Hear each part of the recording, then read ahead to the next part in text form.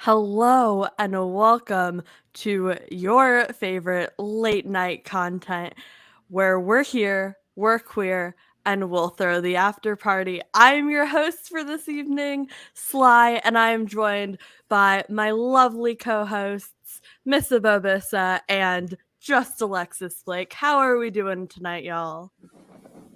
I'm good. I'm ready. Glad to hear it. Alexis? I'm great. I just remembered I actually have to be verbal. But other than that, things are good. It's Everything's time. fine. Yeah. Of course, Liz is off in TIFF land doing TIFF things. Oh my gosh. Look who just jumped into the stream. Can you imagine? What are you doing here? It's my wife. That's my wife. Was that a quote of the man we don't name on the show? It is. The artist formerly known as. It was a quote from Anna Marie Tindler's ex-husband. I love. I'm coming to y'all rough from an iPad with no lighting. And Live no audio. from Toronto. Live How's from it going? It's been a roller coaster, besties. I'm not the same person walking out of this festival as I was walking in. I'm only on day 2. It's rough. It really is rough on the streets of TIFF. But actually, you know what's been really cool? I've met a ton of you. Like, I thought no one would recognize me and I'd have to explain who I am constantly. And like every time I go out and wait by a barricade or go to a session, someone has recognized me from TikTok. And I'm like, She's famous. She's famous. On that note, I had a moment earlier where some of these lovely faces here will be appearing on content on another platform I am a part of, and one of my co-hosts went through y'all's social media and was shocked by how well known y'all are. Oh. And that was a fun moment this week. Marissa, were you going to say something? Well, no, that's just funny. It's funny. I kind of like, I'm not trying to give spoilers about things I know are in the show doc, but like the past week on social media has been it's been bananas, and my account specifically like is in a whole new world that I have to figure out how to manage because of it. Like I'm playing a whole different sport now on the internet that I've never had to deal with before. So I got hate DMs, like paragraphs of hate DMs because I didn't meet Taylor Swift. And I'm like, you don't think I feel the same way? Like, what are you doing? Why would you send me a hate DM because I fumbled the bag? Like, I'm already having this narrative in my head, bestie. You don't need to affirm it. But yeah, Liz has truly entered her personality Liz era, and we'll see where it goes from here. Before we get to all of the global events of the past week, let's talk about what we've been enjoying. I'm gonna kick it off with Marissa because yours looks very positive. Well, yeah, because it's what I've been enjoying, not what I've been like hate watching. I followed the prompt. Basically, since the last episode, because we didn't have a show last week, since the last episode, I have been watching The Good Place. I rewatched the whole show. And then I've also been listening to The Good Place, the podcast, which is theoretically a recap podcast, but it's not because it was released in time with the show. But it's made by the it's a really creators. Good it's a really good podcast. It's a really good podcast. I like re-listen to it for fun. Theoretically, I should have like watched an episode, listened to the podcast, watched an episode, listened to the podcast. But instead I watched almost the entire show in like 3 days. and then started listening to the podcast. I was like, oh yeah, I want to hear more about the show again. It's just like, as they say, it's the smartest, dumbest show on TV. So yes, that's my positive following the prompt answer. All right. Well, here's the thing about this prompt is most of the things I've been enjoying this week is video games, which is not our audience. But if you want to hear me talking about all of the video games I played at PAX last weekend, you can look forward to this week's episode of Point in Progress. I won't get into the nitty-gritty here. I did also get invited to an advanced screening of the first couple episodes of Cyberpunk Edge Runners, which I also talk about on PIP. But there was a lot of showcases, and I've been dealing with Con Crash, so I missed most of them. But you know what I didn't miss was Belinda Garcia's tweet in response to the Ubisoft Forward, which is always the highlight of any Ubisoft conference, is Belinda thirst tweeting on main over Yusuf. So shout out to Belinda. This is a great tweet. I did see that, and it did make my day. Also, sorry, this is all video games, y'all. Just strap in. There was the D23 Marvel and Disney Games showcase yesterday, hosted by friend of the show, Blessing Adeoye Jr., who did an incredible job. Round of applause. And we finally got to see the Amy Hennig Marvel game that has been much anticipated.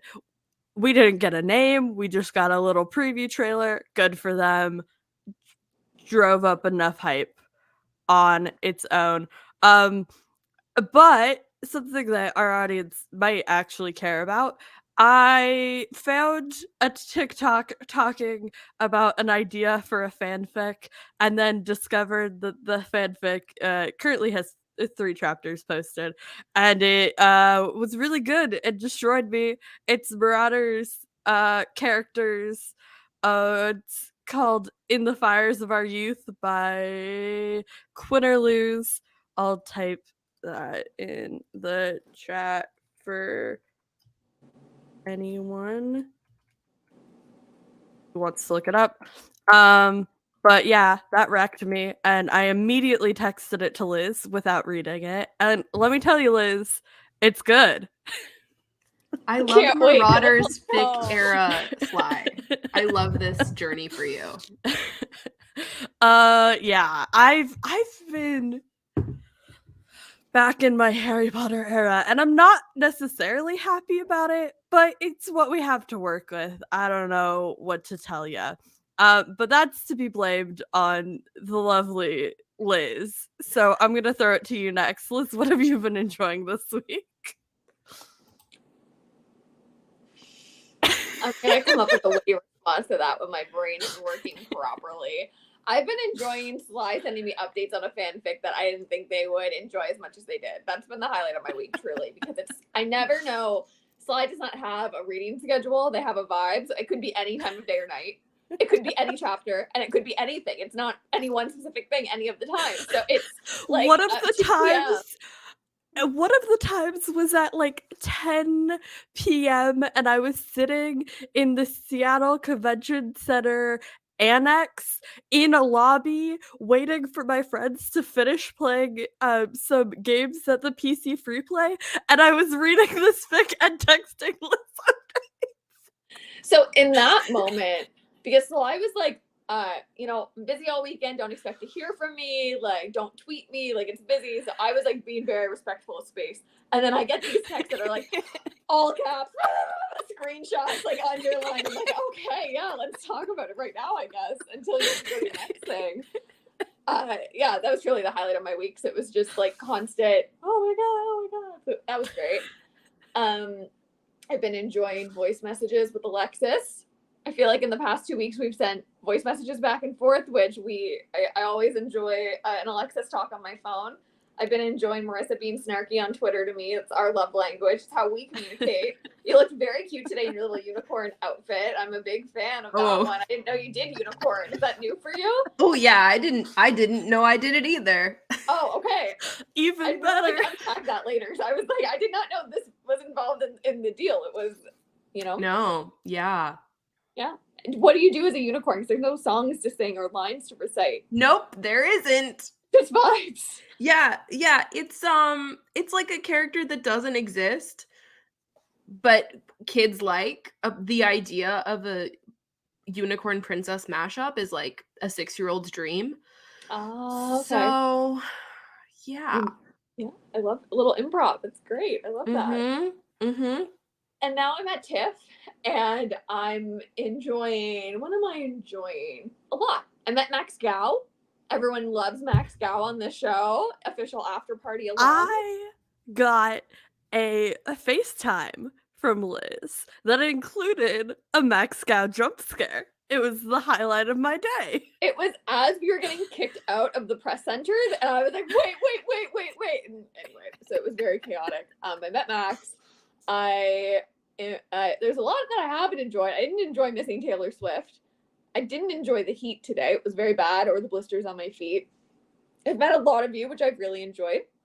I saw Emily, the new movie about Emily Bronte, and it was fabulous. It was really strong, a little bit unexpected at times, which I enjoyed, but everyone that I've talked to that was there really thought it was fantastic. So add it to your watch list when it comes out later this fall. I'm seeing the new movie Catherine called Birdie tomorrow, which is Lena Dunham's film. Amazon Prime has invited us to attend, so your girl's going to her first invited movie premiere, which is a big deal. Very excited about that. So I'll let y'all know how it is. It was not on my list for this weekend, but alas, I'm going. So I'm thrilled to be there with Mr. Taylor Swift, Joe Alwyn, who is one of the leads in the film. And hopefully we get Rush for My Policeman tomorrow. And I think I'm going to rant a little bit more about how the ticketing's been really an adventure to learn from. Incredible. We love a little tease. But before we get to that, Alexis, you have a cat story? And I am intrigued. I knew you were going to ask me this because it's in the doc, and I cannot remember what cat story I was going to tell. I just know that it was important. I am racking my brain right now. Like, there was a cat story that needed to be a part of this. And dear God, I don't remember the cat story. Well, how are the cats doing? The cats are good. I was sick all week. And so that resulted in a fascinating cat dynamic where Thomas the cat needed to be at my side at all times, and Sassy smelled me, decided that I was sick, and left, just vacated for about 4 days, slept in her bed on the landing, and came in for food, and that was all the interaction she would have with me. Really living up to the game. Yeah, she's prioritizing her own health. And then Thomas decided, and this may have been the story, there's a lamp next to my couch. It puts off no heat. But this adorable little idiot has decided that it's a sunshine spot. And so he climbs on the back of the couch and puts his butt against this lamp and goes to sleep. There's no heat coming off this thing. I have touched it many times. But in his mind, it is a sunshine spot. So adorable. Thomas has been living that life. Yeah. I did get a very brief hello from Sassy this week, but that was the extent of the Sassy appearance. Yeah, you did. She sly called when I was sick, and Sassy did pop in and say hello, and then vacate. Like, Sassy did not stay for me. Like, popped in. I wanted to know what the ASL was all about, I think. I don't think that was a call where we were doing a lot of verbal talking. And then None. And then Sassy vacated. It was also the moment. I am a very dramatic bitch. And so I spent a week being like, I am so sick. Why does everyone have stuff going on in their life? I am sick. And Sly called and I was like, Sly is the only one that cares about my well-being. Like to multiple people in my life. I was like, really? You care about me? Because Sly FaceTimes me in ASL and nobody else did. The best part about that was I also got a text from Alexis saying, this person, and you are all on vacation at the same time. And for the future, I need you to coordinate your vacation time. That was in the group chat. That was about us. I was like, I cannot handle this bullshit. But also every sick update from Alexis was like, I'm dying. Someone kill me now. I'm dying. I need to be dead. It was And with so Alexis, sick. you never really know. Like you could stub your toe, or Yeah. you could be like passed out somewhere in public, and like we would get the same level of drama. So And listen, all of those require that I'm treated like a princess. I feel like that has been lost in communication. I do have to Lost in say, Alexis, translation. you look stunning. This outfit choice is Thanks. incredible. Thank you. You I will could, like, I will unlock not her- share the hair rant with our audience, but just know it was a time. It was a good one. It sent Liz for a tailspin. And it took me 3 minutes to catch on as to why Liz was in a tailspin. That's fine. But this week, I think what I enjoyed, I started rewatching 911. And I got to introduce someone to 911 for the first time. Someone who is a fire medic and had some opinions. So that was a time. That sounds like they had a bunch of medical opinions. They had medical opinions. They also had a lot of confusion over Eddie and Buck's dynamic, and don't we all? So that was a fun time. And AD this week did a tour of the Burkess Brinch home, which I was very excited about. So that was fun. And then somehow that led to a deep dive last night on apartment therapy, which included a message to Sly, of the details of which I cannot remember, but it started with bacon and ended up with pastel rainbow pirate ship. So been enjoying that this week too.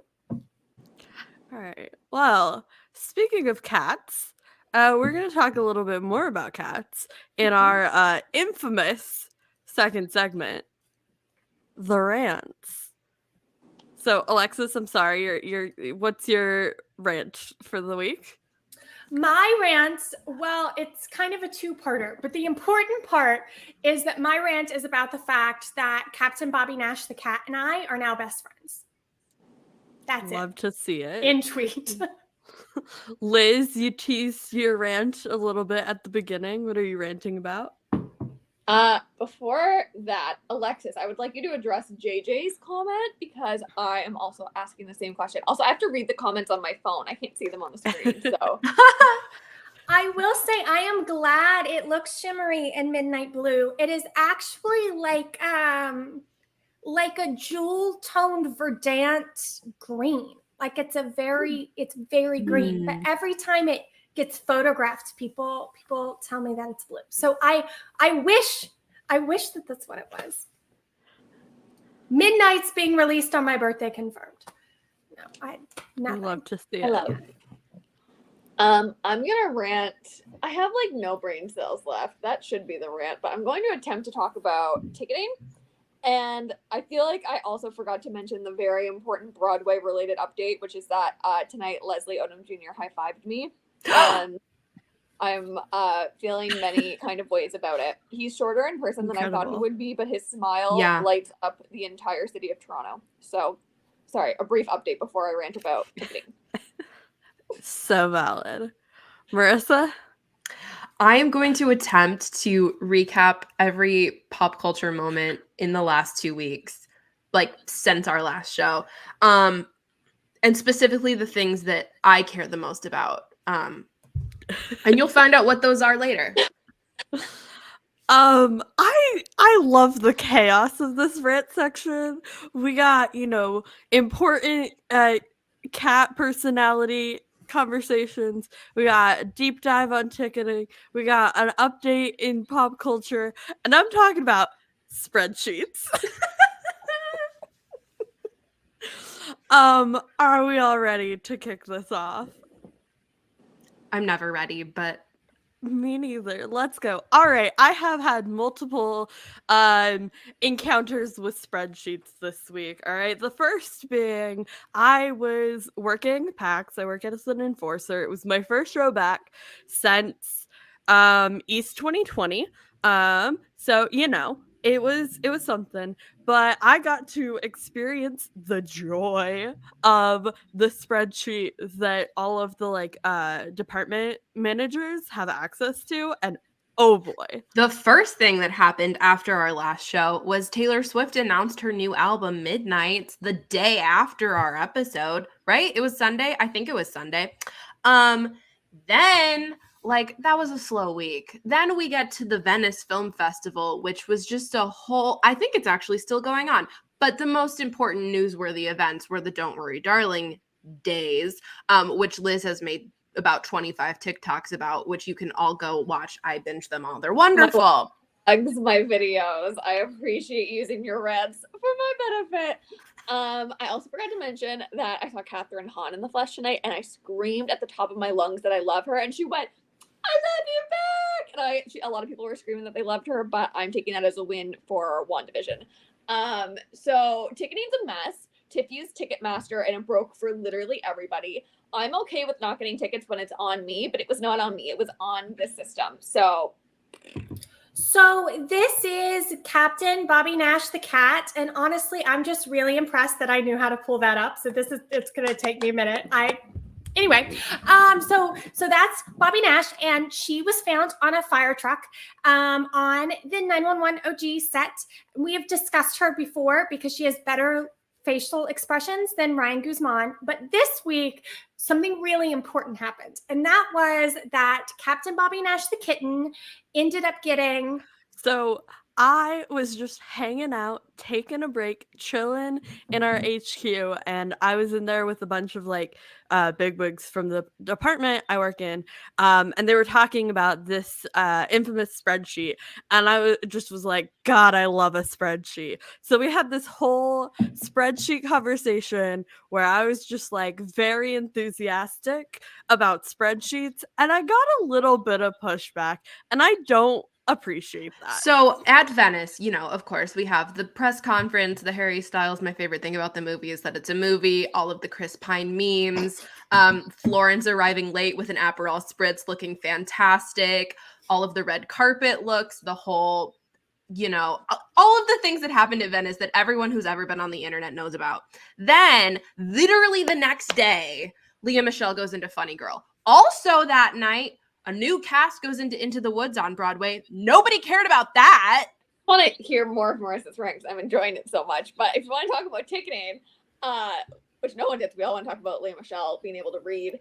John Oliver does his Ticketmaster rant, which is great. But I think that the more important and fascinating point is that we shouldn't be rushing to buy tickets. We could take 2 months to go through a ticketing process and give everyone a window to buy tickets, and we would all be happy at the end of the day. Instead, we cry at 8 a.m. every day logging into the TIFF portal to get tickets.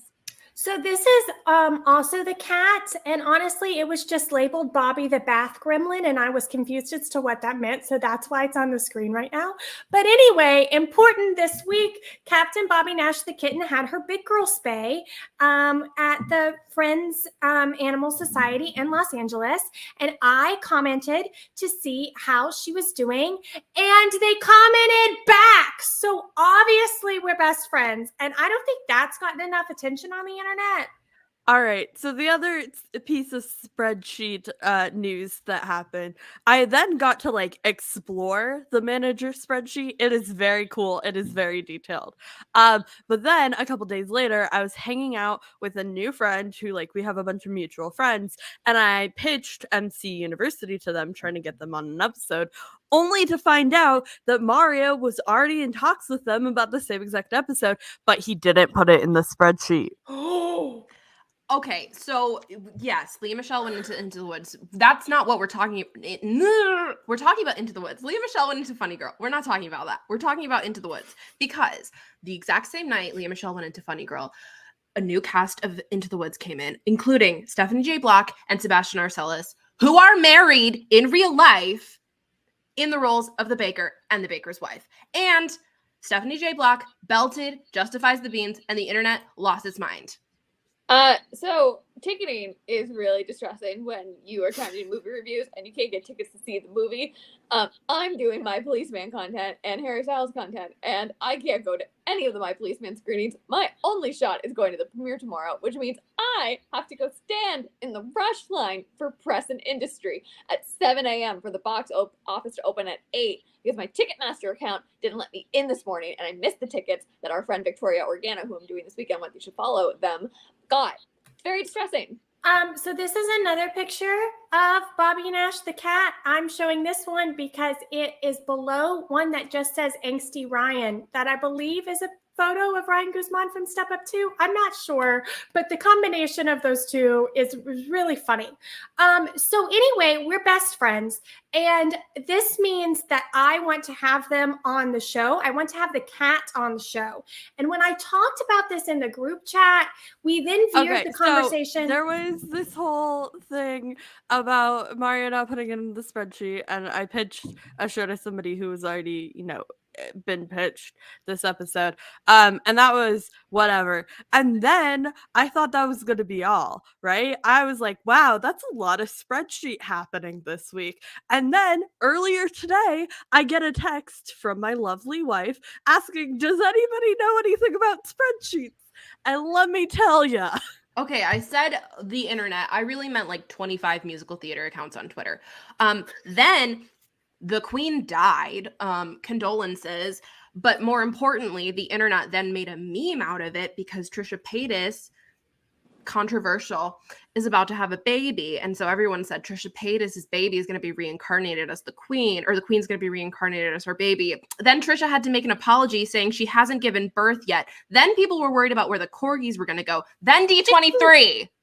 In conclusion, don't send me hate for not meeting Taylor Swift. That's stupid. Send hate to corporations that want to charge us $6,000 for the last rush ticket for her appearance.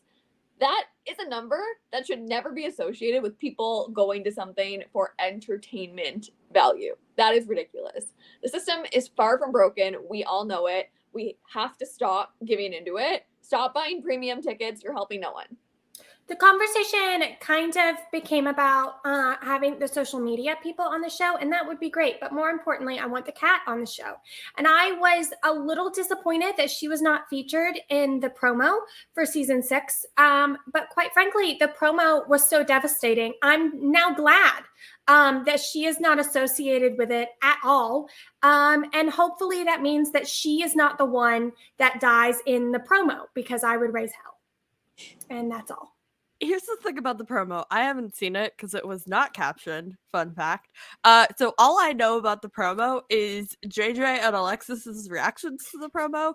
So apparently, we get Catholic Eddie Diaz. Very exciting. And apparently, Athena's hair is doing something. I don't remember if it was good or a bad something, but it was something. And that's all I can tell you about the promo. It was a good something, and it was 2 somethings. And that's why it stood out to me, because while there has been diversity in the types of hairstyles that are shown on the show across ethnicity and race, Athena has predominantly only worn the same hairstyle, and the promo shows her in 2 hairstyles that are both different from what she typically wears. And I thought that was very cool. Sorry, that was a tangent. Exciting. But it was great. We love a I do just quickly want to. Oh, sorry. Go ahead. This season's going to be fun. And then we get a devastating promo. I love that. That was for me. I don't care if it wasn't for y'all. It was for me. Liz.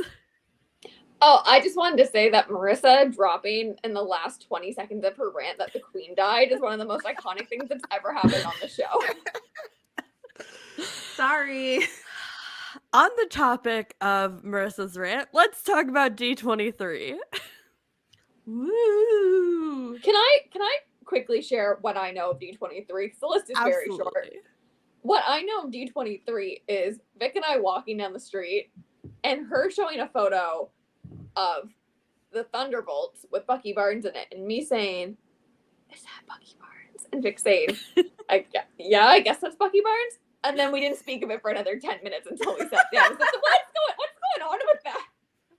So I felt extreme relief when I got the message. I believe it was a message from Marissa that was like, "Do we want to do a game with D23?" And I was like, "Oh, thank God. That means someone will tell me what was announced, because otherwise I will not know." I did.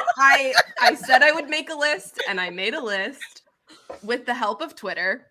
We're a weekly show that breaks down the pop culture we're watching. You know what I heard? The biggest pop culture event happening that our audience. We were busy today. We were. I watched the Marvel and Disney Game Showcase from D23. Mm-hmm. And I got an on Discord saying that the Echo Cast was there. What else do I need to know, Marissa? Do you want the full list? Because I feel like that is all Sly needs to know. Yes, give me the list. But there is more to know. Okay.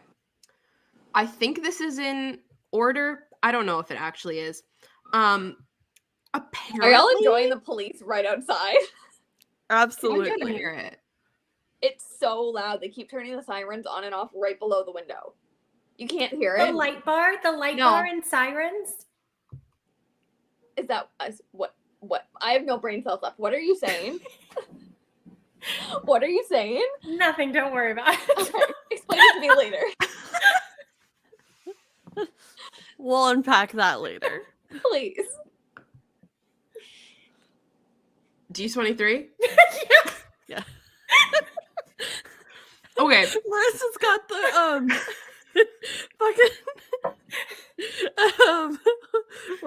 what's the word I'm looking for?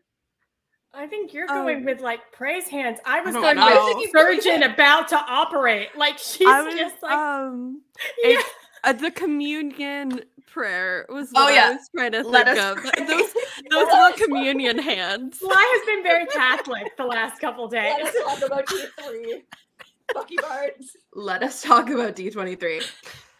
An important newsworthy, noteworthy event for our show specifically is that they opened the Marvel panel with a full 5-minute performance of Save the City from Rogers the Musical. Iconic. I posted the link to the full 5-minute video in the private chat. I can also put it in the comments if you would like to go watch it. Here, hold on. Can you text it to me? Because I can't see the chats. Yes, I can. They had also 5 minutes. The link in the doc, or is that a different link? No, the link in the doc is different. Okay. There's that link. The link in the doc is just the beginning of the thread. Choreography for that thing that they could do on a stage for people. Yeah, they did the full like end credits from Hawkeye. Apparently. That's how they opened it. Exciting. What is fascinating about that to me is I have a lot of notes in the doc about how, well, there are a lot of notes in the doc in general about how well She-Hulk knows its audience. And it's weirdly comforting to me to know that that's a show-by-show thing. that is not implying a change in Marvel's understanding of their audience. It's just this one show. Because then I will still have something to talk about for the next 3 years. This is our audience. Yeah. And then I'm not really clear on what order these announcements were made in. But they announced Werewolf by Night, which I've never heard of before. Like, I know Werewolf by Night, but I had no idea that it was going to be an MCU thing, which is going to be an MCU Halloween special to premiere October 7th. Like, That's a choice. like next month. So there's that. Then they played the full Secret Invasion trailer, which is available to the public. I haven't watched it yet. I made this list 45 minutes ago. Then they also played the full Echo trailer. I believe that's available to the public too. Scrolling.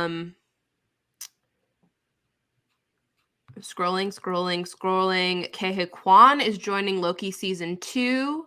Most recently seen in Everything Everywhere All at Once. That was a piece of news. I believe Tom Hiddleston was there. They like walked out to talk about Loki season 2 for a second.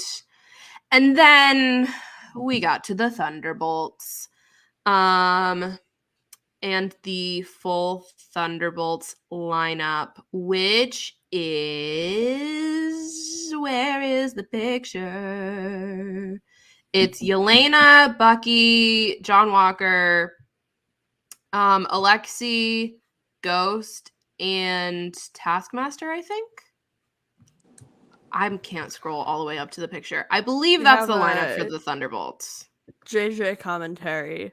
Quake not being in the Secret Invasion trailer is my villain origin story. I stand by that. Yeah, that's a Thunderbolts lineup plus Julia Louis-Dreyfus as Val. Plus long name. Then there was some more information about Cap 4 and some more casting for that. I'm going through the headlines. There was a little talk about Wakanda Forever. They played footage from the Marvels with Brie Larson, Tiana Paris, and Iman Vellani all there. And then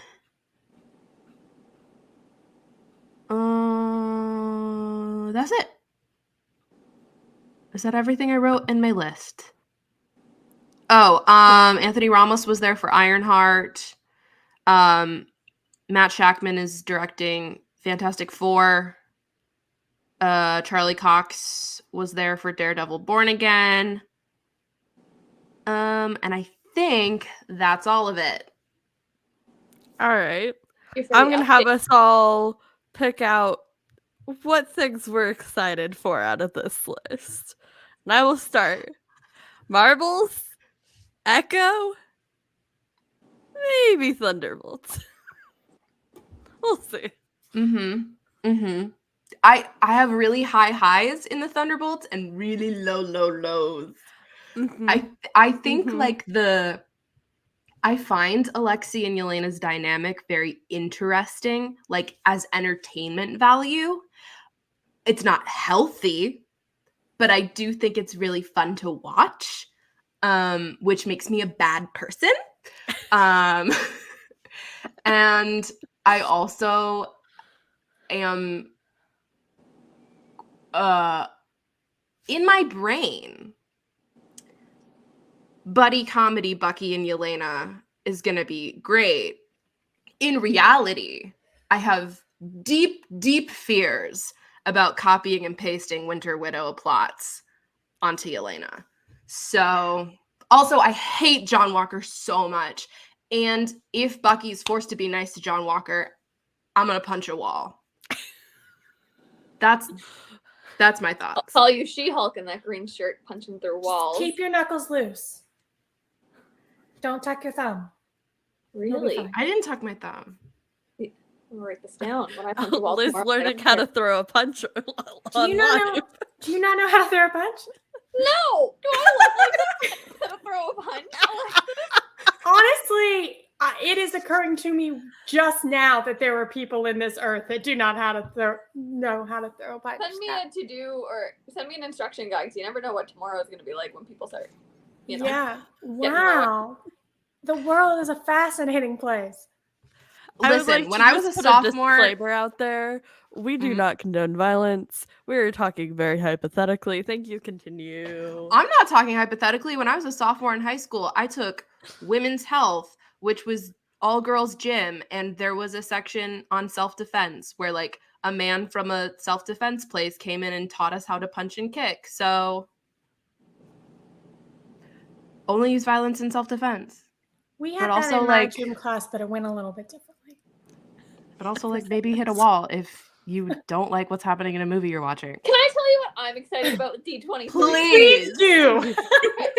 I'm excited to dive headfirst back into Bucky Barnes' Obsession Land because that's a switch that I don't have control over in my brain. It decides when to toggle on and off. Yeah. If you were around for OG Liz on TikTok, it was straight from the pits of Bucky Barnes' hell. Yeah. So that's an inevitable piece of life I now have to deal with. Great. Second thing I'm excited for is the 6 to 7 hours of sleep I'll get tonight where I get to forget that I watched that intro with the Hawkeye musical. If that doesn't become, we can upload up to 10-minute videos now on TikTok. I need someone to redo the entire choreography from their living room. Oh, it's become like a running thing that I recreate weird Andrew Garfield promotional photos for Liz. So maybe I will learn the choreography and recreate it for Liz. I'm missing a few Andrew Garfield photos from you. Oh my god, I knew there was another pop culture thing I was forgetting in my rant. Spider-Man No Way Home, the more fun stuff edition came out. Whatever, I talked about that in my last rant. Moving on, I'm so sorry. You can make it up to me with, if you can, have you seen the poster for The Good Nurse with Jessica Chastain and Eddie Redmayne? Yes. It's beautiful. Like, it really is well done. But if you were to put any other two people in that exact pose and angle, it would be hilarious. Like, I want someone to edit Oscar Isaac and Pedro Pascal like that. So make an edit for me of you doing both poses. That's what I would like as an apology. I'll take the pictures and then I'll make Sly do it because I don't know how to do Photoshop. Okay. I have a quick jump scare for everybody.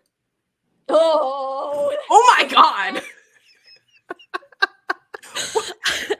What is that from? Bring it back. What is that? That is a blonde Sebastian Stan in my favorite Sebastian Stan filmography. The one and only movie, I'm Not Here. Oh.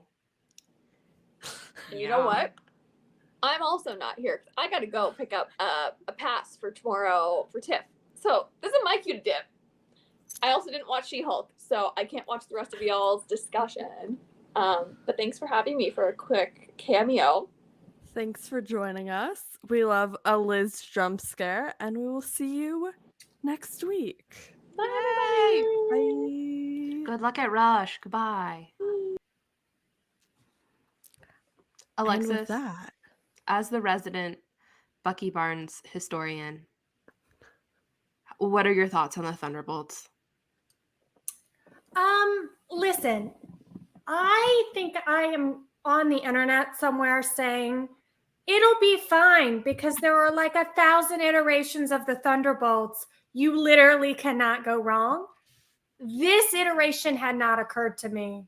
It can go wrong. I don't understand with all of the options that you had to choose from. And I mean like volumes to choose from. I will also say that I have already seen on Twitter that there is some Yelena/Bucky excitement as if they are a pairing.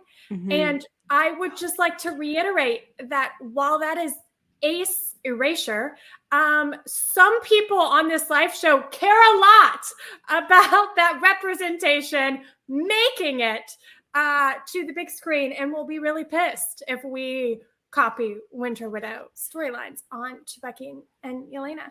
Mhm. So I'm not happy about that. I am very excited about Echo. And I know there was like an article, a little bit of press that came out about some statements, I guess, that were made when they were showing the Echo trailer that implied they may be shining light on the missing Indigenous women issue through the show, which is a very hot topic post Gabby Potato and how that all went down. So that I think is an opportunity for that show, a show that's already getting to do a lot of good in its representation to do even more good. So it would be exciting to see something like that integrated into that story. So I'm very excited about that. I'm not excited about the Thunderbolts. And honestly, I didn't think we would see the day where I said those words, but here we are. Yeah. It's not what I expected. It's certainly not that. But Yelena's front and center in the picture, so I'm happy about that. She's my queen. Yeah, I think the interesting thing about villain antihero team ups is that they kind of need to be on a generally level plane of bad, or wrong or morally corrupt. And I would argue that this lineup is most certainly not. And I also think they need to be likable. And there were maybe 3 names that you listed that were likable to me. So, you know. Yep. We will see. Mm-hmm. July 2024. On a much lighter note, let's talk about She-Hulk. And we are going to be recapping chaotically both episodes 3 and 4. I want to preface this with saying I watched episode 3 in a hotel room mid PAX, and I didn't take any notes, and I don't really remember it, so I will be going off of Alexis's notes. So will I, because I also did God not take help any us notes. all. Wow. God help us indeed. So we're gonna start off. We're talking about Miss Paralegal. Do you mean Nikki? Yeah. Yes. Nikki's great. We love Nikki. Apparently there was a thirst trap with books. We love a book thirst trap. We got the Wong LinkedIn page or whatever that includes him as a Target sales associate. Good for him, putting in the work. They called out the cameo problem, so like that's something, I guess. Just remember whose show this actually is. Alexis says the reporter is doing a decent job in episode 3. Great. Oh look, it's Marvel TikTok. Why does She-Hulk have to be? Why are we making them all women now? Then women just existing and being criticized for it. Okay, now Alexis says this reporter needs some work. Okay, then there's, they go to the trial for Megan Thee Stallion and Pug and the other guy. How did this just become a dramatic reading of all of my notes? Then the plot of the 3rd episode starts, which is that idiot from the DA's office dated an Asgardian light elf who he thought was Megan Thee Stallion and has now come to the superhuman law division for aid. He won't let any of the women do his job.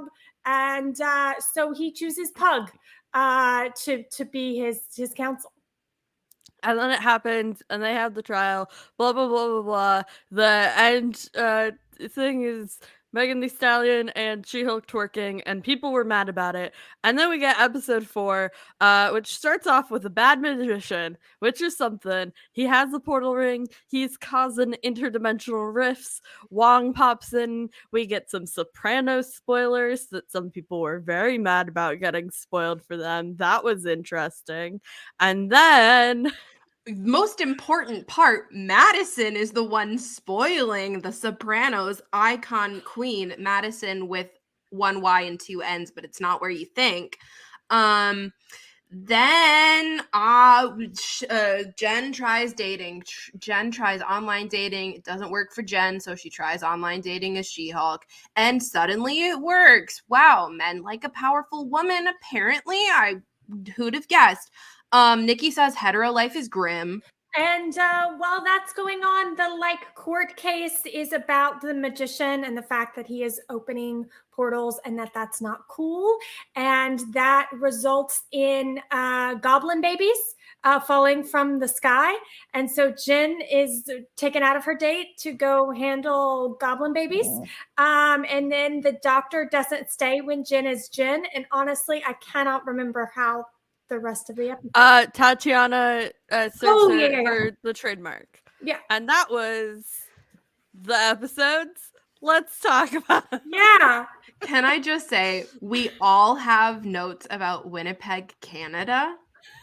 Shout out Canada. Who the fuck says Winnipeg, Canada? It's Winnipeg, Manitoba. Saying Winnipeg, Canada sounds so wrong in my ears. Ugh. Winnipeg, Manitoba. He's also a New Yorker. How many people? It's like saying Chicago, USA. Who can name where Manitoba is?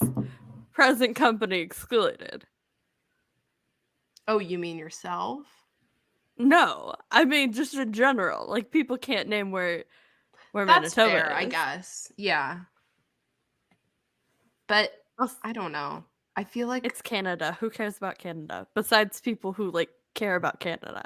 He got banned from Winnipeg, Canada, right? That's the thing that he got banned from Canada. Confused me. I feel like wow. I have a lot of questions about that. I don't remember how he got banned though. This is an inside baseball that nobody actually knows except me in my own brain. I said previously that I refused to learn DA douchebag's name. I also have decided I won't learn any of the other men's names, and I'm going to try my darndest to never put a man in the promo photos for our Instagram story posts. I don't think that's really going to work once Matt Murdock shows up, but I've cropped men out of pictures for the sake of our Instagram photos. So can we replace Matt Murdock in the photos with blind actors that could have played the role better? Yes, we can. Sorry, that was an inside thought. That became an outside thought on air.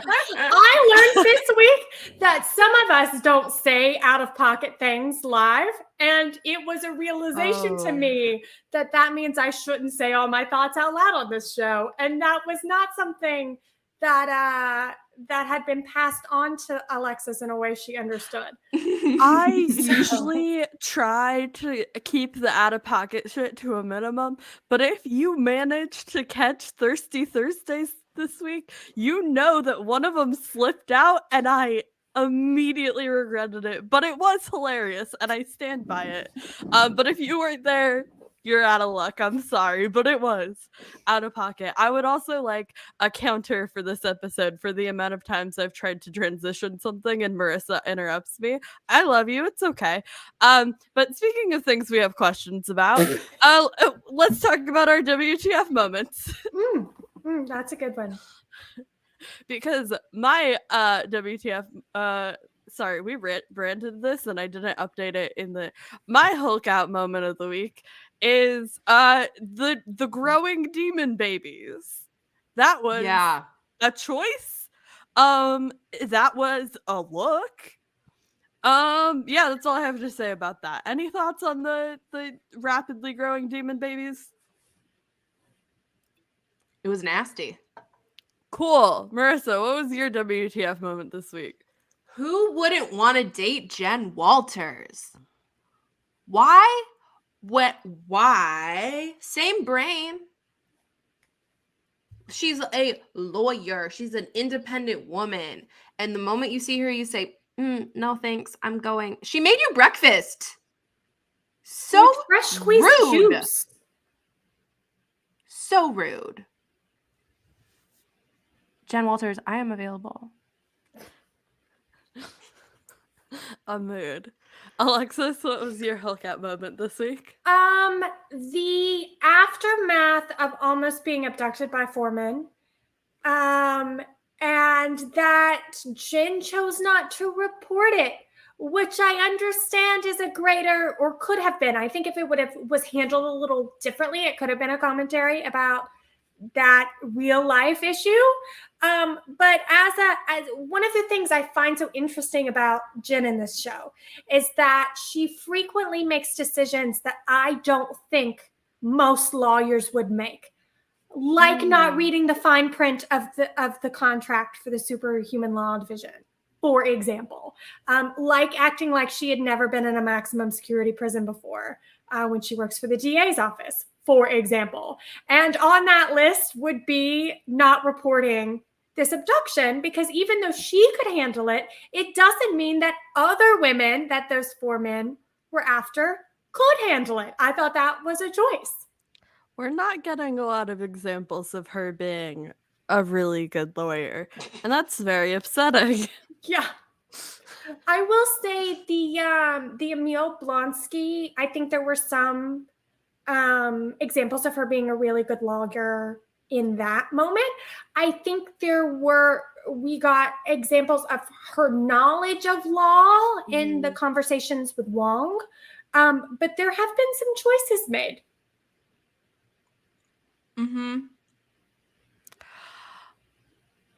With that, we're gonna get to our toasts. But if you saw the visible confusion on my face, it's because one of these is Madison, but not spelled the way I thought she spelled Madison. So now I'm questioning everything I know and my entire existence. I'm still not clear where the Y and where the I go. I believe how it was spelled out in the captions is Madisynn. Madisynn. That is how it is officially spelled on her poster from Patty Guggenheim. Yes. Okay. The person who wrote that spelled it wrong. Okay, cool. I didn't know if that was me being dyslexic or it being wrong. So glad we cleared that up. Marissa, would you like to give your official toast? Yeah, obviously I'm toasting Madison. With 1 Y and 2 N's, but it's not where you think. I would like to point out that the Dad Cup has come back, and I'm very excited about it. It's the only choice. I peeked it earlier and was like, yes. That is so on. The Dad Cup is very on brand for how I love the Dad Cup. My pre-show discussion with Sly went today as well. So I do not recall, but cheers to Madison. My toast this week is to me living in delusion, and I'm saying Wong was confirmed bisexual by his favorite drink being a gin and tonic. Cheers to a bi Wong. We love to see it. Yeah. For someone who hasn't seen the episode, Elizabeth, this was a very Liz episode. And by that I mean there were a lot of drink references. And she is our resident bartender.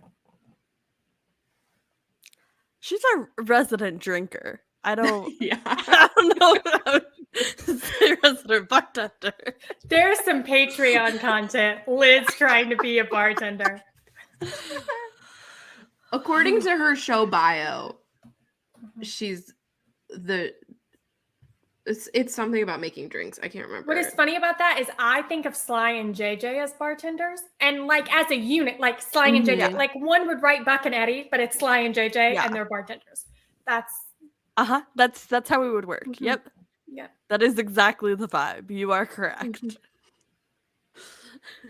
Other things. In fact, you are someone correct in about... my life recently asked me this week if JJ was your husband. And the context was that you were my husband. So was JJ your husband? And I had to be like, no, that's That's not how that works at all. They were like, well, Sly and JJ do a show together. Is JJ your husband's husband? And I was like, no. No. I have a lot of love for JJ, but neither of us have proposed to each other. So, like, I'm sorry.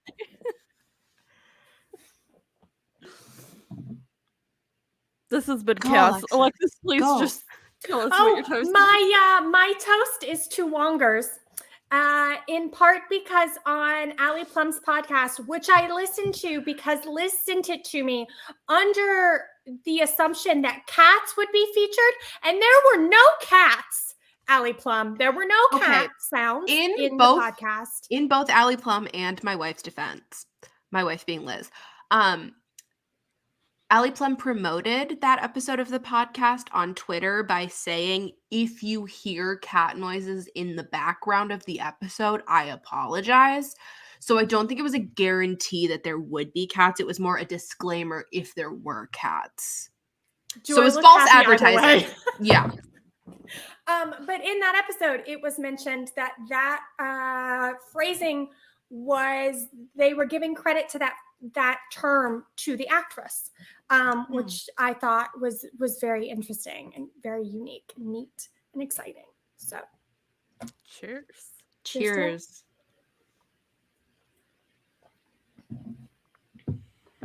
All right, this was a show, and it was a very good show.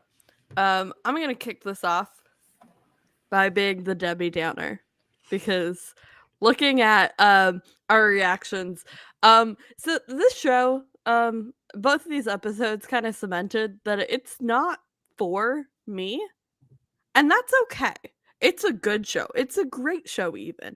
And I think the fact that I can tell it's not for me is an example of why it's great, because it knows its target audience and knows how to utilize that to make it the best show it can be. It's for the girls and the gays who like comedy. I am only one of those things. But I recognize that this show is excellent. And I gotta say, a lot of people are disappointed by the length. Selfishly, I love the length because it's just enough time to do a great episode. And I can recognize it's a great episode, but it doesn't feel like I'm forcing my way through it just because we do content about it. Content just for you. But yeah, this episode just really cemented that, like, it's not my vibe, and that's okay. I recognize it's incredible, and I want you two to talk about why you love it and why it's such a great show and why you're having so much fun with it. Well, you said the girls, gays. You said, I think your direct quote was the girls and gays who like comedy, and I am all of those things. So I am the target audience.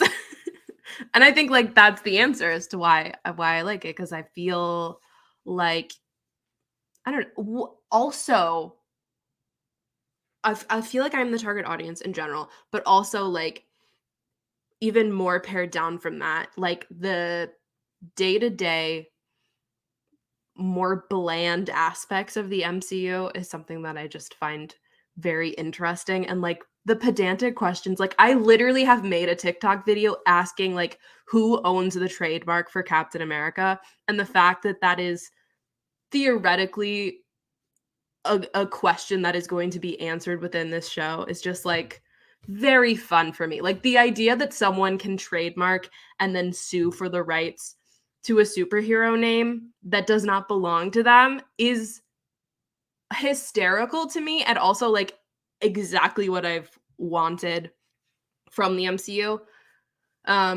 because it's such a small scope. And I think that sort of, to Sly's point, is what makes it so good, is that it's not trying to solve all of the questions of the universe. It's very specific, and it understands its lane within the larger universe.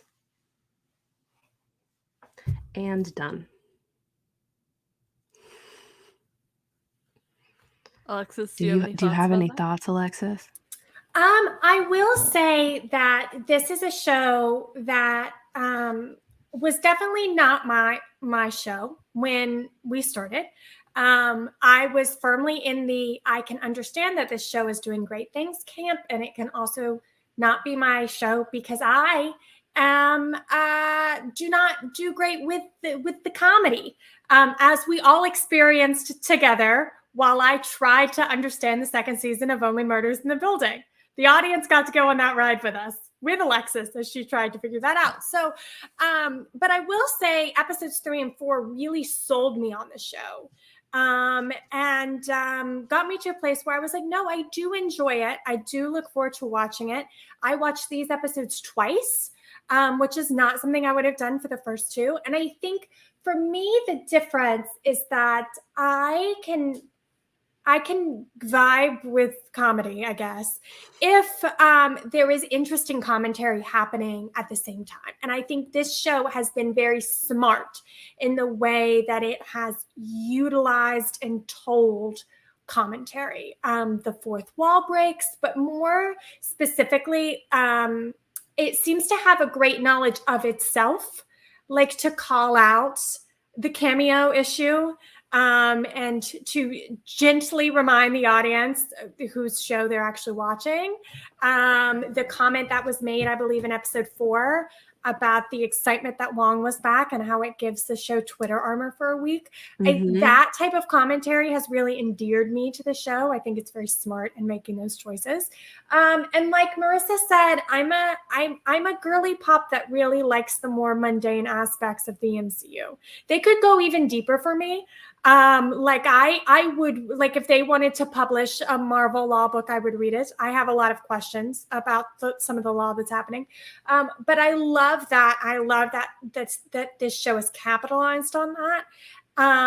I do like the 30-minute length. I think that the half hour is really suited for this show. I do wish we had a longer season. I think this is a show that could do really well with like 20 episodes, and could be a show that I want to see brought back over and over again, multiple seasons, as we continue to just have legal cases about the MCU every week. I would eat that up.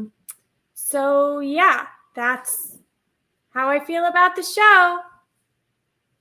I have no transition. You're good. Yeah, that's the thing. I was expecting more of a procedural, more court cases, more time, in the forum and in the court. And that's not the direction they went with it. And they're doing some really interesting commentary. It's just not, connecting the way I expected it to, but it is connecting, and seeing other people connect with it is part of the joy of like experiencing something in this universe where there is something for everyone, right? And to get to see more people really loving these projects is really fun. Some people aren't really loving these projects and have a lot to say about female joy. Marissa, you want to take this one?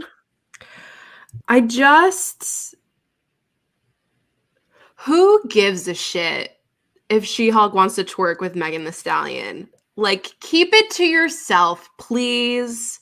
Like, especially men telling women what to think about female characters, or coming to the defense of women. You're not a woman, and women didn't ask you to speak for us.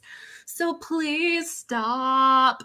There was a moment that sort of got overshadowed by the Don't Worry Darling of it all at Venice Film Festival, where Jay Stu was getting piled on for talking about Megan Thee Stallion being on She-Hulk and how it's fun to see women having fun in a superhero show. And it just is like, it goes back to how this show is so successful in its self-referentialism. Like, they were able to see that this was going to be the reaction, and so they had that montage of men being pissed about She-Hulk. They have the comment about Wong being back being Twitter armor. Like, they understand that there is a backlash, but like, shut up challenge. Like, keep your mouth shut. Like, let people enjoy things. Like, if Jen Walters wants to shake ass with Megan Thee Stallion, it's her prerogative to shake ass. Like, what are you going to do when you meet Megan Thee Stallion?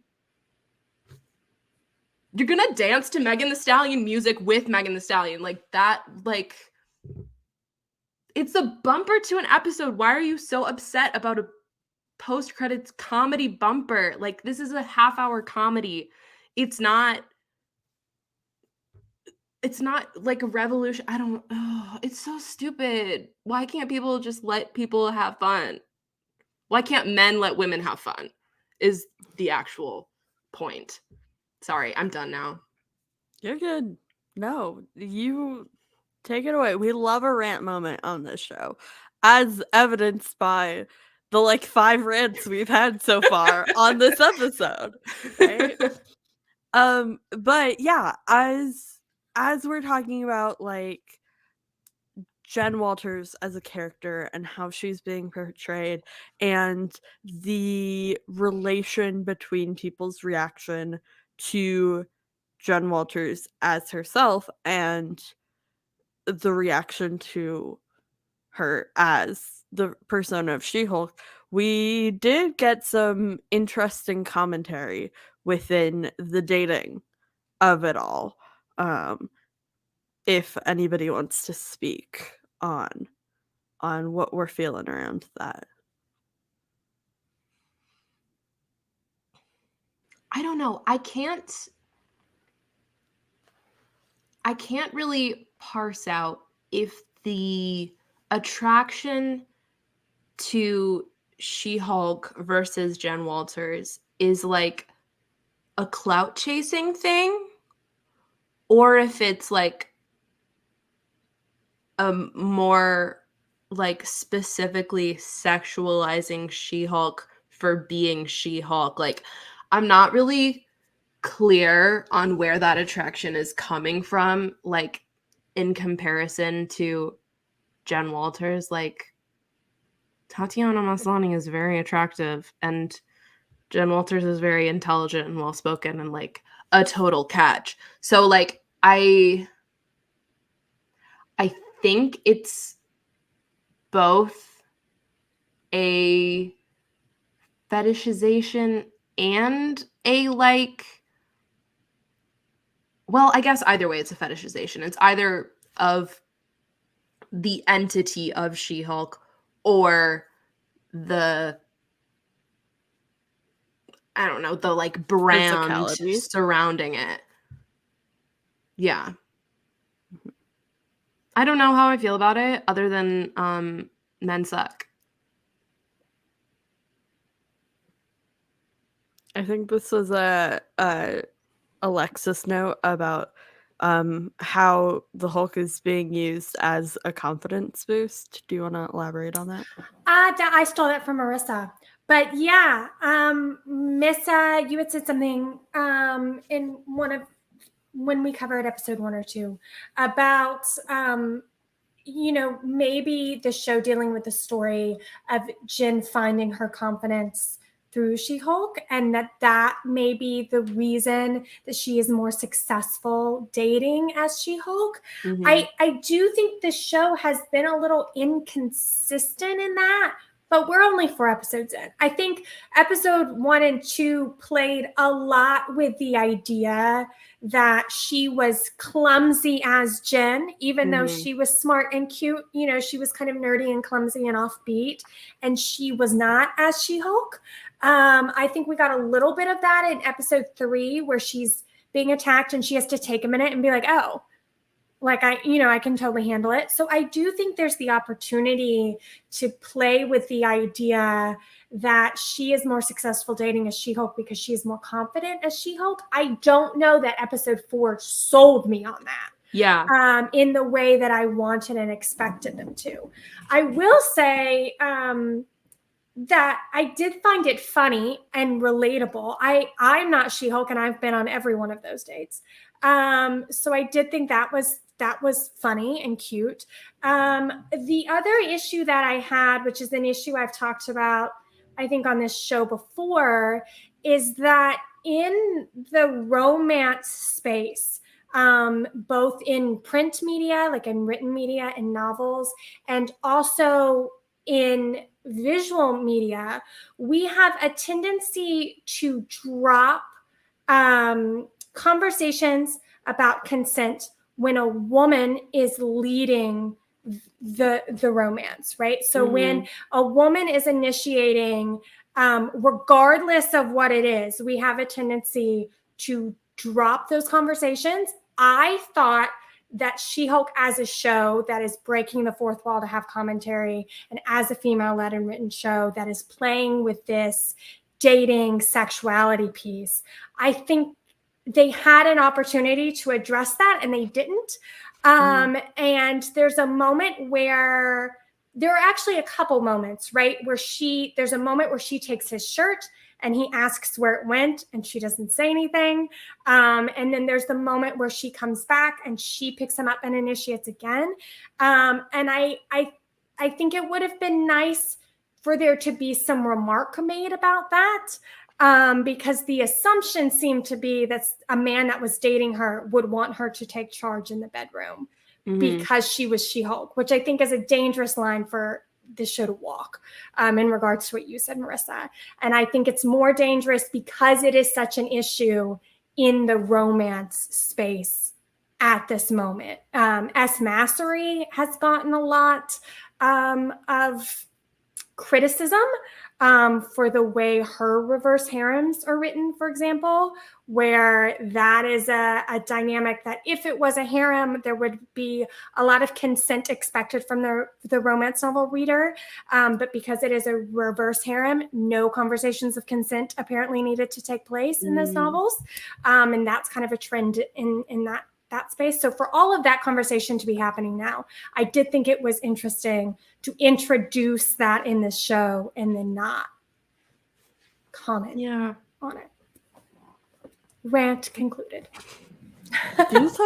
I'm just so blessed to be on a show with such smart and articulate and wonderful people that I'm just like taking this all in. I'm loving the rants this week. These are excellent. That was also like for a rant that was like so mild mannered and polite and just like I'd offer you to consider. Listen, sometimes we really want to be inflammatory and, take up space. And sometimes we're just pondering. And we love a range, right? But building off of like how the show is portraying women in particular, we've seen a wide range of portrayals within the show. Specifically, Jen and her dedication to her job, it being her entire life.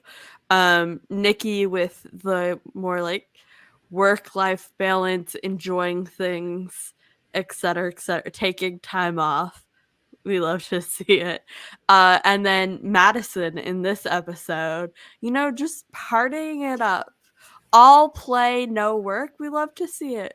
So since shows typically don't have more than one woman in general, and especially not a range, what are your feelings about what we've seen so far, and what archetypes do you want to see from the female characters for the rest of the show? Those were two really big questions at once. I'm so sorry. Well, no, it's such a good point that like usually, specifically in the Marvel shows, the person like woman is like a personality trait. It's like, and you are playing woman.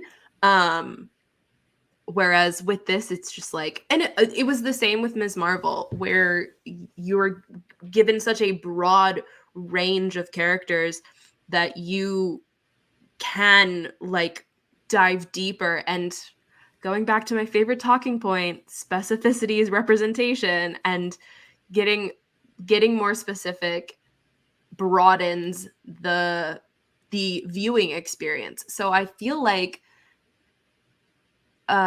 it's probably a positive thing that I hadn't really considered this point, that like, yes, there are a bunch of different female characters and they are all different, and like that's just how it should be because no one is the same.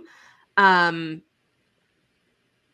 don't know what else I would like to see. I just think like more interesting people. We are kind of getting the like 30-minute comedy, like 30-minute network comedy kind of archetype thing, where everyone has essentially one personality trait, which is fine. I would maybe prefer more three-dimensional characters that don't have such clear types. Like I think a party girl can have a lot more to offer than just being a party girl, but within like the 30-minute comedy framework, like it makes total sense. I don't know what other types we could have, like a really serious, like artsy type. I don't know. We still have Renee Lee Goldsberry as Melanie Brooke coming. And we have Titania. Those are just two more female characters. I don't know what their archetypes are going to be. I mean, I know Titania is like an influencer. That's not really an archetype though. I don't know. It's fun. It's fun to think about because it's like you have so much meat that it's like you don't have to choose, I guess, is the point I'm trying to make. Maybe. I don't know. Alexis, please start talking. Well, I think I found it interesting because I'm seeing a lot of content, specifically on TikTok right now, kind of analyzing through poking fun, but analyzing the trajectory of female archetypes in media, right? There's been a lot of talk about like the manic pixie dream girl and how the manic pixie dream girl kind of became the strong female character, and labeling strong female character really as an archetype. And I think through that, it was so interesting to like see that content at the same time as I was watching this show, because this really is a show where there are lots of different women. And I think I hope that we are getting to a place in media where instead of having one female archetype, we have lots of different women. I think that's interesting. I think one of the flaws in the way it's being presented in this show, to go off what you're saying, Marissa, is that because each of these characters only have one personality trait, there is some maybe less than flattering commentary that could be drawn about the fact, for example, that Jen is a really good lawyer, but she's nerdy and doesn't have a social life, and her paralegal can, but she's just a paralegal. Yeah. I think this show runs that risk in that way. So while it has been really great to see all of these different types of women, and to even see like She-Hulk kind of be a different type of woman than Jen, I think is interesting. To see all of that, I think because none of them have had a lot of time to develop, that kind of becomes the show's a pro and con of the show at the same time. But it's been really interesting to see. And I think especially following Ms. Marvel, which was a show that not only gave us different types of female characters, but gave us different types of Muslims and different types of female Muslim characters. We had female Muslims both in hijab and not in hijab, which was a very interesting thing for that show to do. It's kind of, I think, I don't know, it makes me happy to see that we're kind of continuing that trajectory a little bit. So Ta-da. Very Yeah. exciting stuff indeed. Liz isn't here, and when I host, I like to add a fun little segment where we all pick out some of our favorite notes. And I once again have not warned anybody that I wanted to do this. So this is your heads up, my lovely co-hosts. Pick a couple notes that you want to shout out. One of mine, Alexis, I'm so sorry. It's okay. It's my favorite because it made me like full like belly chuckle for a solid minute because like relatable. We got a note in here from episode 4, reminder that people like kissing, puke emoji. And if that isn't a mood.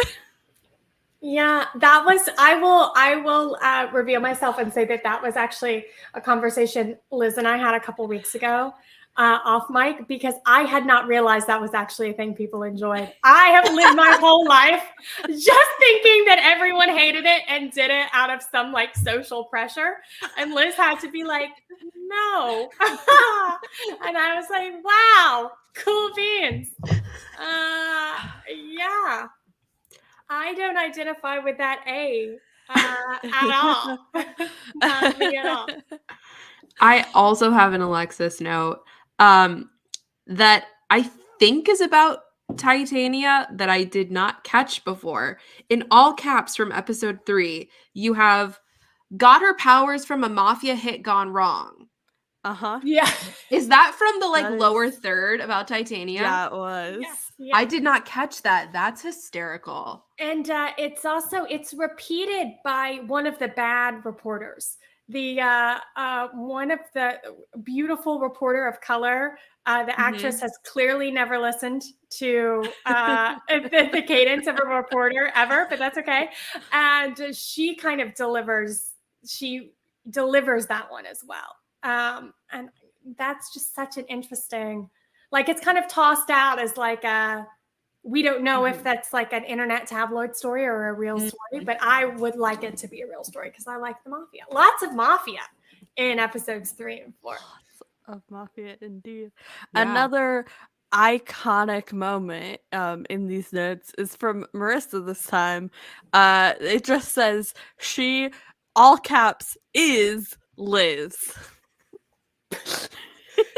Listen, Liz said Nikki was going to be her, and she's right. If anyone here has been pressured into expanding their romantic endeavors by one Elizabeth, producer Elizabeth, maybe they could relate to Nikki. Yeah, maybe they could. Who knows? I wonder who that could be on this show. All of us. I have actually not had the pleasure, so just the two of you. It's an experience, let me tell you. That's not true. Liz demands an update from every date Alexis has ever been on. Oh, that is true. I do, yeah. But I don't get the same pressure that you all experienced the other night. And I think Liz wisely waited until I left to dump that one on my husband. She knew how I would react. Yeah. Anyway, another interesting note that Marissa wrote was, where'd this bitch get a sling ring? And we did get the answer, but I had some different notes about that. So I just appreciate, where'd this bitch get a sling ring? That's how I refer to all magicians. I love a bad magician trope. I love a bad magician trope. Oh, I love it. I did have some legal questions because I believe, and correct me if I'm wrong, but I'm not, that there were some laws put into place about the copyright of magic tricks. Penn, Teller, and Apollo have had lots of conversations about this in various media. So I did think that was a little funny. But anyway, somebody move on. Sorry, I was Let too me- busy dying at the iconic quote from Alexis. Correct me if I'm wrong, but I'm not. Wow. Okay, this is not a specific quote, but we did all note that random date man was reading Bad Feminist by Roxane Gay while Jen was off fighting the demons. And I like to think that he just like picked that up off of her coffee table and was like, what's this all about? See, in my head, he came with it. Like in my head, like Bestie came prepared and was doing some light reading there. That I he will needs to say- read that book a lot more. Yeah. My note about that man was this doctor's being too nice. I'm getting bad vibes. Good job, Sly. I did not have such a note. I did not believe that he is a pediatric oncologist. I think he was lying. Ooh, that's a hot take. I'm here for it. Like that feels like maybe it's because it's a comedy and it's like, yes, choose the outlandish choice. But like kids and cancer is like that's like a hat on a hat. Oh. All right. With that, what are our closing thoughts? No, we didn't do on you. We episode didn't do. 3? We didn't do Sly notes. Did we do Sly notes? Okay. I mean, go for it. There's not much there. No, I would like to read these two in order. Okay. Go for Oh it. boy, a magician. Oh no, he has a portal ring. I appreciate because it's very Sly. Why does this dude look familiar? I don't know how many Oh. times I get asked that in a week, but it's a couple. Listen, I may or may not have facial blindness. We're not talking about it. I also love, which we already discussed, but I also just love Wong confirmed bisexual. Yeah. What? So a certain someone in our audience may have made a comment this week. I'm not going to out them, but may have made a comment this week about gin and tonic being like the bisexual drink. But Mhm. I'll say his name is Straight Ray. Yeah, it was a very public tweet. Everyone can I thought find it it. was in circles. Okay, anyway. But the only Oh, thing was I it? could Oops. the only thing I could think of when I read it was there is a bit of a clip that's recirculating with a certain woman commenting on Taylor Swift's drink of choice. And it's that Oh. she was drinking old fashions and like that was really fucking sexy. So I think there were some things to be said about old fashions, and that is all I will add to the gin and tonic conversation. But I did think that was interesting. We love to see it. Yeah. Where were closing thoughts? That's where we were. It's been a long week, y'all. Bear with me. But how are we feeling? Episodes 3 and 4. We got what? Don't make me do math. 5 more. Cool. How are you feeling at this point?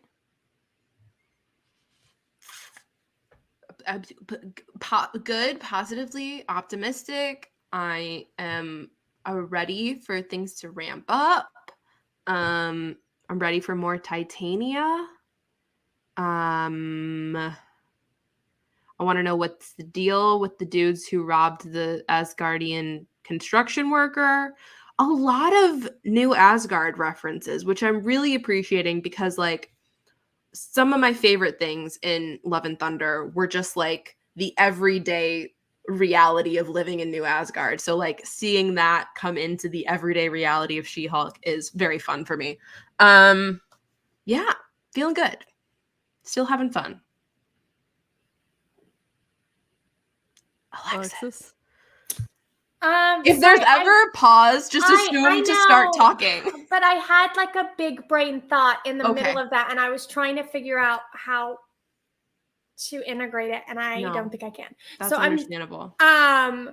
Something that you said made me think about the way that this show has kind of more subtly integrated itself into the Marvel universe by just the type of show that it is. And I think there is a conversation to be had at a later date that contrasts it to the way one Agents of S.H.I.E.L.D. tried to connect itself to the greater MCU and its mistakes.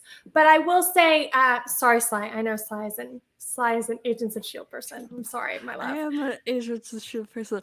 Also, you know what is a great show that not enough people talk about? Cloak and Dagger. Put some respect on Cloak and Dagger's name. Sorry, continue. But other than that, I'm feeling positive and optimistic about you asked that question, and I was like, shit, I can't identify feelings on a good day, but the where that thought went was like, I meant to name drop my therapist in quipping back about the fact that I could not identify my emotions on a good day. But instead, my head kept saying, Frank would tell you I can't identify my emotions on a good day. And Frank would indeed not be my therapist. Frank would be Eddie Diaz's therapist. So that took a little bit of time Frank to deal is with. Everybody's therapist on 911. Yeah, I'm trying to think of who is currently seeing him. And I'm not. Is Maddie still? I guess Maddie is maybe still seeing Frank as well. Maybe. You know, Chim needs to be. Chim is seeing Rosemary. Oh yeah. I do remember that. Anyway, positive. I feel positively about it. Don't get me started on a therapist of 911 rant, because I will talk about season 1, and we don't need to discuss that right now. That can be a later thing. But yes, positive thoughts and feelings.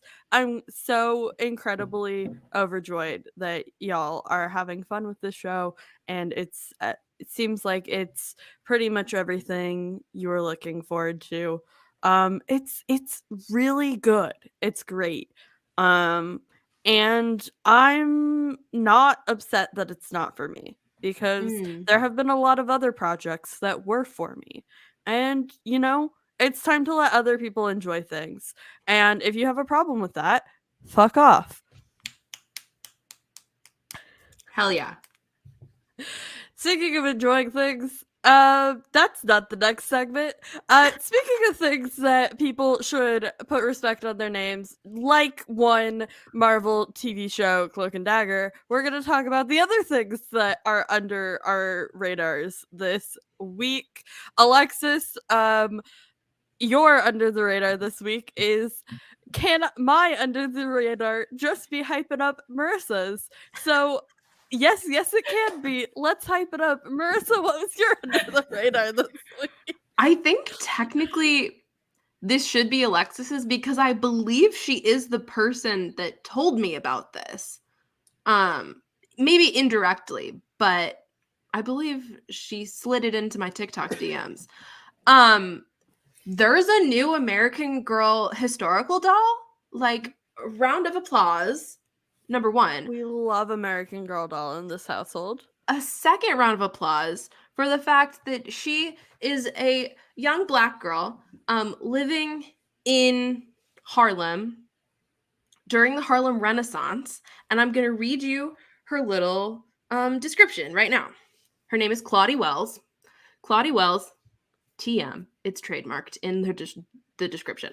Claudie Wells wants more than anything to be a person whose imagination can fly instead of a person whose feet are stuck on the ground. She's growing up in the neighborhood of Harlem in New York City during the 1920s, surrounded by writers and poets, painters and sculptors, actors and dancers, singers and musicians. When an eviction notice threatens her family, her friends, and the beloved home they share, Claudie has an idea that just might save the day. But first, she'll have to find the confidence to let her imagination soar. Incredible. We love Queen everything Claudie. about that. Yes. I'm going to drop the link to Claudie in the comments. If I can figure out how to get it. Copy. Nope.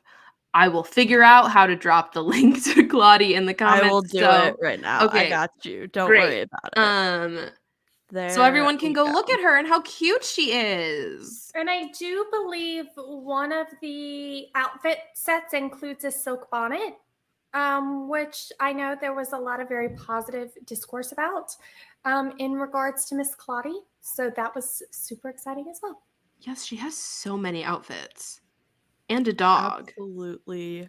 Listen, adorable. It's Marissa true, made her the pajama comment. set has a silk scarf. Yeah, Marissa made the comment one time about American Girl, and in my head, that meant that Marissa should be the only one too, and should only receive American Girl doll related TikTok videos from me. So if we ever play the TikTok video game in the future, Sly may have gotten some of them because now my husband gets Here's the everything. thing. But Marissa definitely has like 100 of them. No, at one You point, do like How before we many ever American Girl dolls I have, correct? I do not know. I This is have not a something I lot know of for them. sure. I got them for every holiday, birthday, etc. This is Sly's so got more than weird. me. I have like the book sets to go with multiple of them. I will have to go start down to the sending you the garage videos and as well, find my darling. all of my American Girl doll stuff because there's a lot of it. Yeah. Makes me so happy. When we were like first talking about doing the TikTok DMs game, I made a comment that like nobody's going to expect what Alexis sends me because it is a lot of American Girl doll. So much. Although the American Girl doll TikTok is really good. yeah. Like their socials manager understands that they are not targeting children, and it's great. It's really fun. Very exciting. I really should have gone first because like my under the radar is not nearly as exciting as that. But this past week, if you don't know, I don't know how because I've made it my entire personality for the past like month. I was at PAX and it was great. And I got to see a lot of old friends who I hadn't seen in like 4 years. And I got to meet a lot of new friends and meet a lot of cool people. I ran a panel with Shuhei Yoshida hosting, which I know that means nothing to y'all, but just know that it was a moment for me. But one of the friends I made, we have a lot of mutual friends to the point where I have no idea how our paths have not crossed previously.